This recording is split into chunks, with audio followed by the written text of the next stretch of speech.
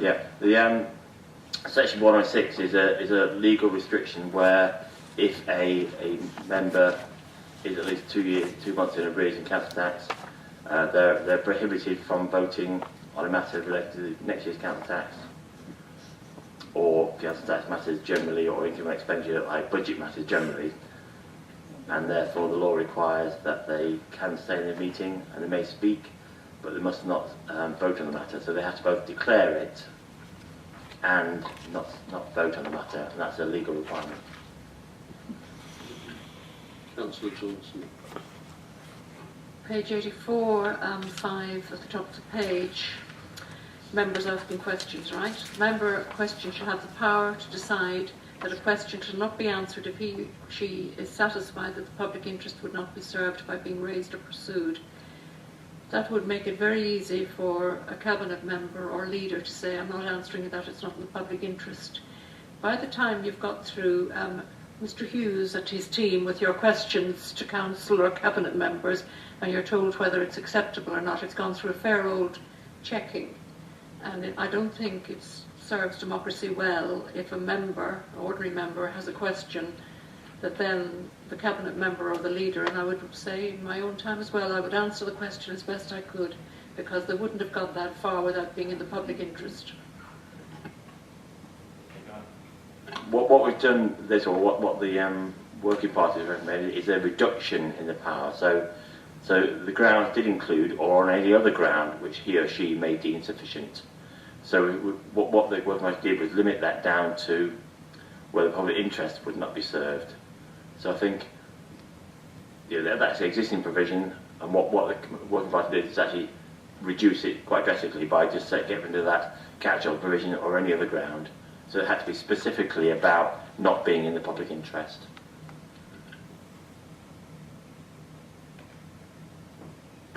And who's going to decide what's in the public interest? You ask a question, you really want the answer, and I don't care, I've been a leader and I've had a tricky question, you have to answer them. And you could say, I'm not answering that, it's not in the public interest. Who's going to deem whether it's in the public interest? No, I see that point.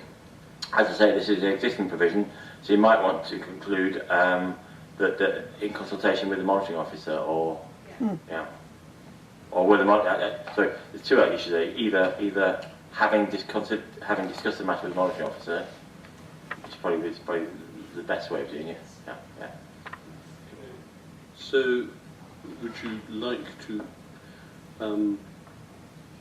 Is there a preamble then on this point, Roman numeral 5, that starts having considered the matter with the monitoring officer, the member?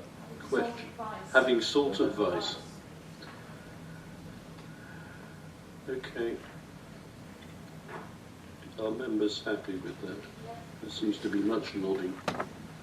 Officers? Yeah.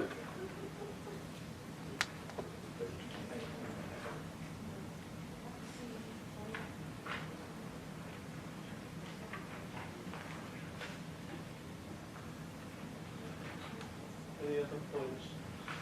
Any other points in relation to Annex 4? That being the case, can I just reiterate the changes that Standards Committee has deemed should be included in these? The first is that the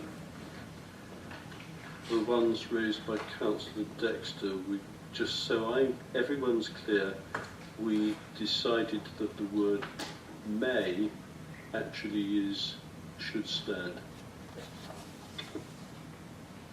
That's subject to my going away and just reviewing that to make sure that is the case. Yeah, but that sounds more sensible to me. Yeah.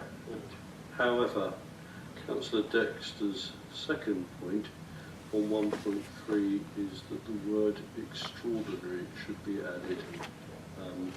Okay, that's the first one. The second one is Councillor Johnson's interventions as regards the leader's report, where we have said that the leader of the council will make available in writing the content of his report. Yeah.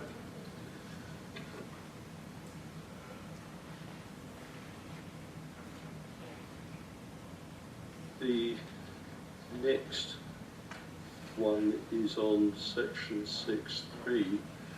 The wording we don't have, but the sentiment is that notwithstanding what the law states, there will be a statement placed in here to say that the convention of Thanet District Council is that the chair of the scrutiny panel will be from a political grouping that is different from that which holds the political leadership, almost to that effect.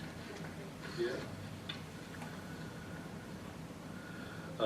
And the final one is on page 84, Roman numeral 5, and it is this clarification from the monitoring officer as to what is judged to be or not to be within serving the public interest.